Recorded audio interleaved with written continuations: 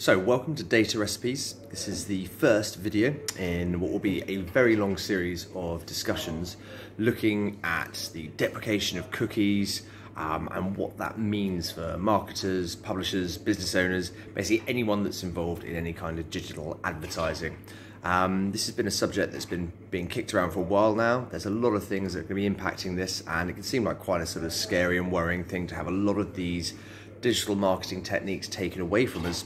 in the form of things like Google restricting third-party cookies or the iOS updates with their opt-in to tracking. It's had a lot of marketers setting their hair on fire slightly. The cool thing is with this though, that actually not only is this not something to worry about, this actually represents a really exciting moment to kind of transform the way that marketing is done,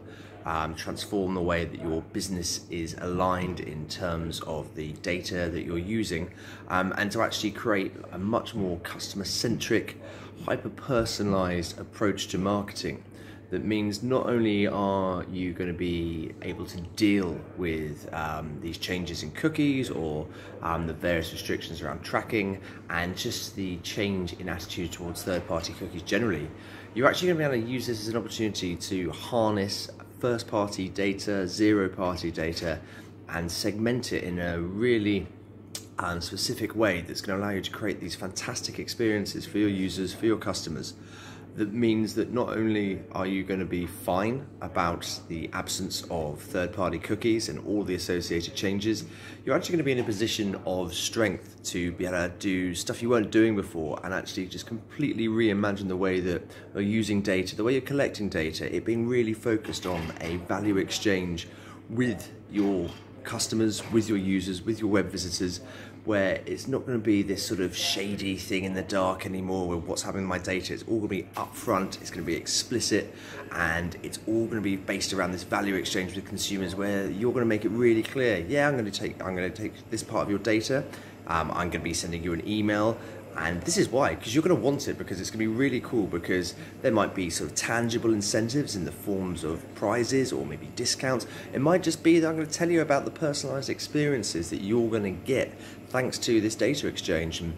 what we can then do as marketers and as business owners is you can collect this data that's been explicitly given to you, the consent's been there, it's been clear, everyone knows what it's about,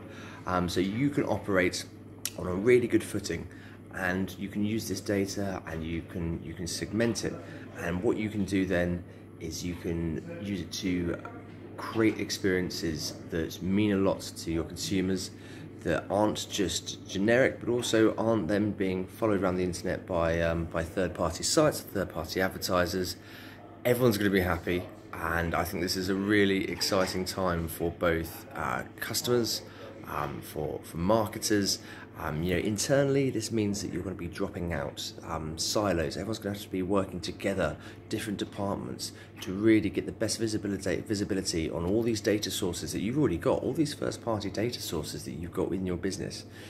Everyone's going to be able to chip in. Everyone's going to be able to see what's happening with that data. They're going to see their part in it. The buy-in's going to be even higher. So that works really well. You're obviously going to be reacting fantastically to cookies changes, to iOS updates, to making sure that you are at the leading edge of what it means to be GDPR compliant. And you're also going to be able to make sure that you're effectively delivering customer-centric, personalized experiences that consumers expect.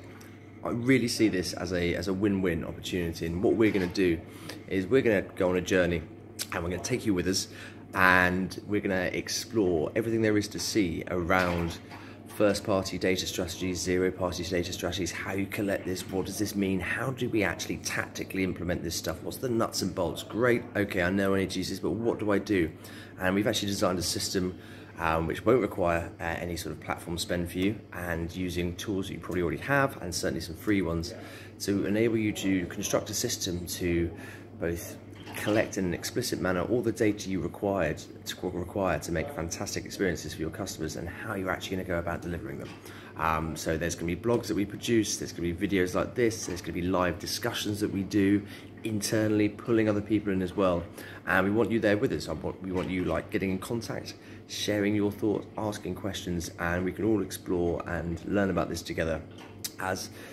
this is still all quite new, and obviously the digital marketing landscape changes almost by the minute, and so it's going to be a journey where we've got some assumptions now, we've got some understandings now, great, but they're going to change, they're going to shift, and everyone's going to be coming up with new ideas, and we're going to try and collect them, analyze them, and share our thoughts with you, have you share our thoughts with us, and